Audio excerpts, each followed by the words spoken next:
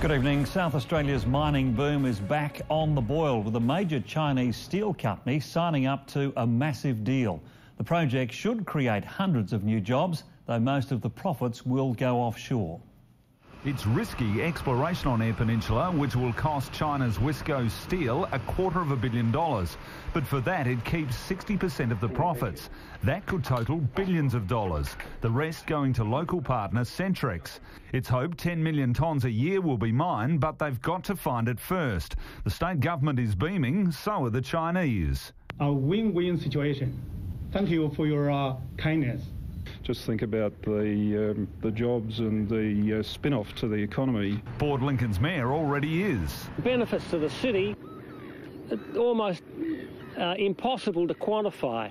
The volume to be shipped out is planned to be so great, a new deep-sea port will be needed up the coast. It will be privately funded and is likely to get special approval status.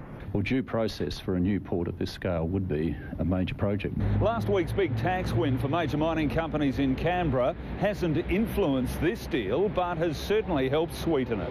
Iron ore producers won a 10% tax reprieve from the original Rudd proposal. Well, I must say I was somewhat happier. Mike Smith, 7 News. 7 News has discovered a local charity is still asking for donations despite shutting down 6 months ago. The operator of the Leukaemia and Blood Disorders Research Trust has told 7 News it's an internet oversight, but it's not the first time he's been under scrutiny. Online, you wouldn't know the Leukaemia and Blood Disorders Research Trust no longer has a licence to operate.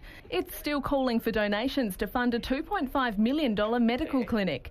When 7 News gave $10, operator Peter Rakic emailed saying he would send a refund and said he'd shut down the website. If they have a website operating and they're unlicensed, then that'd be a matter for the SA Police. Today, Mr Rakic agreed to an interview, but when he didn't show up, we went looking.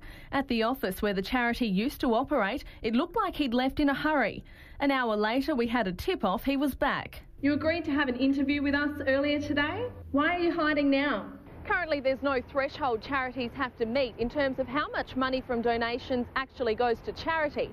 But when the Office of the Liquor and Gambling Commissioner looked at Peter Rakic's books, it knew something was up. If you're collecting $28,000 and you're giving out $500, common sense would say that you would need to investigate that charity. In fact, around $24,000 went to expenses, almost $4,000 was available for charity, but just $530 was handed over. The Commissioner found no evidence of fraud, but after the investigation, Mr Rakic asked for his licence to be revoked. He handed over $4,800 to another charity, Canteen. 7 News is still waiting for a refund. Andrea Nicholas, 7 News.